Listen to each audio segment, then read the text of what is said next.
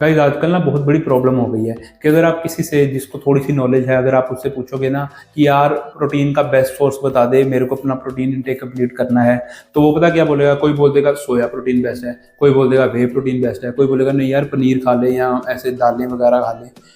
वो जो उनकी सजेशंस है ना, वो उनकी फेवरेटिज्म के बेसिस पे है, उनको क्या बेटर सूट कर रहा है उसके बेसिस पे होता है। बट द क्वेश्चन इज कि आपकी बॉडी को कौन सा प्रोटीन ज्यादा बेटर वर्क करता है।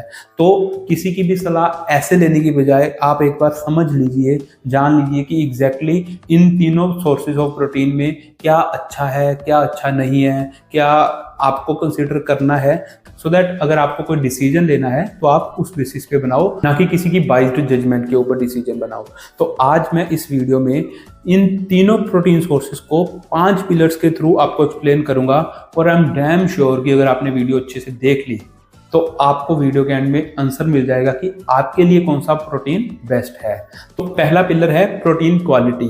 अगर हम प्रोटीन क्वालिटी की बात करें तो paneer is a good quality protein. इसमें 9 के 9 अमीनो एसिड्स होते हैं, बट द प्रॉब्लम इज कि ल्यूसीन, जो कि इन 9 में से एक सबसे इंपॉर्टेंट अमीनो एसिड है, वो उसकी क्वांटिटी थोड़ी सी कम होती है, जिसके कारण इसकी बायोलॉजिकल वैल्यू थोड़ी सी कम होती है।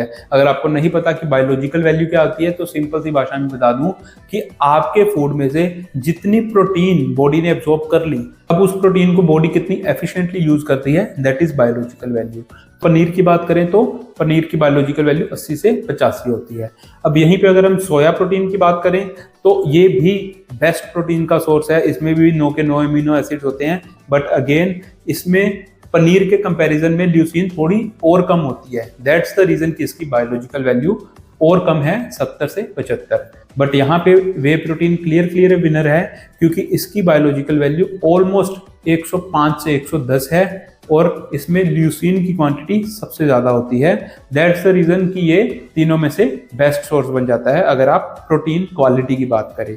सेकंड पिलर है डाइजेस्टिबिलिटी एंड एब्सॉर्प्शन।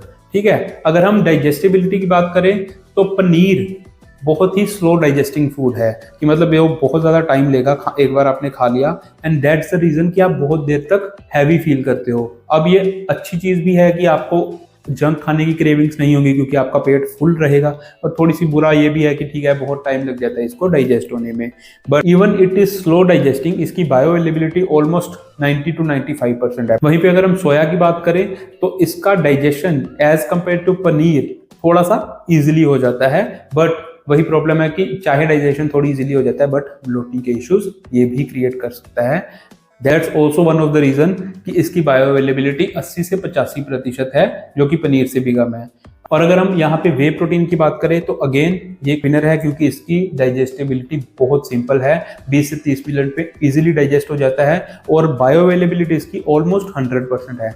तो अगर हम इन 2 पॉइंट्स के ऊपर बात करें तो वे प्रोटीन क्लियर विनर है। बट तीसरा पॉइंट अभी देखते हैं, कॉस्ट। यहाँ पे सारी गेम बदल जाती है, क्योंकि अगर वे प्रोटीन इन चीज़ों में अच्छा है, डाइजेस्टिबिलिटी अच्छी है, बायो अवेलेबिलिटी अच्छी है, इसकी बायोलॉजिकल वैल्यू अच्छी है, तो ये कॉस्टली भी है। अगर आपको इन तीनों सोर्सेज से 25 ग्राम प्रोटीन लेनी है ना, तो दोनों तीनों की कॉस्ट कंप्लीटली डिफरेंट है। अगर आप पनीर की बात करो तो पनीर से प्रोटीन लेने के लिए आपको 50 से 55 रुपए खर्च करने पड़ेंगे। अगर आप सोया की बात करो तो लिटरली 8 रुपए में आप 25 ग्राम प्रोटीन ले सकते हो। बट वे की बात करें तो वे 100 से 120 रुपए कॉस्ट पड़ेगी अगर आपको 25 ग्राम प्रोटीन लेनी है। तो वही बात होगी, अगर आपको वे प्रोटीन कंसीडर करनी है तो उसकी कॉस्ट को देखना पड़ेगा। फोर्थ पिलर है कन्वीनियंस, कि आपके लिए कौन सा प्रोटीन सोर्स ज़्यादा कन्वीनियंट है। अगर हम पनीर की बात करें तो प्रोटीन इज नॉर्मल, लाइक अगर आप इसको कच्चा खा सकते हो तो बहुत ही कन्वीनियंट है, क्योंकि अगर आप ट्रैवल कर रहे हो तब खा सकते हो, टिफिन में पैक करके ऑफिस गए हो तहाँ खा सकते हो, तो बहुत इजीली खा सकते हो। बट अगर आपको कच्चा पसंद नहीं है, आप उसको कच्चा नहीं खा सकते, तो थोड़ा सा आपको कुकिंग करनी पड़ेगी, उससे कुछ मे बी डिश बनानी पड़ेगी, कोई सब्जी बनानी पड़ेगी। That's one thing. यहाँ पे सोया बहुत पीछे रह जाता है, क्योंकि सोया को आप कच्चा नहीं खा सकते। सोया के लिए आपको समथिंग कुकिंग तो करनी पड़ेगी, चाहे आप इसको बॉईल करोगे या फिर कोई सब्जी बनाओगे, तो ये कन्वीनियंट तो बिल्कुल नहीं है। यहाँ पे अगर वे प्रोटीन की बात करें तो बहुत ही कन्वीनियंट है, इसके लिए कोई कुकिंग की रिक्वायरमेंट नहीं है, इजीली मेक हो जाती है, आप कहीं भी कैरी कर सकते हो, पानी में डाला, शेक करा, रेडी।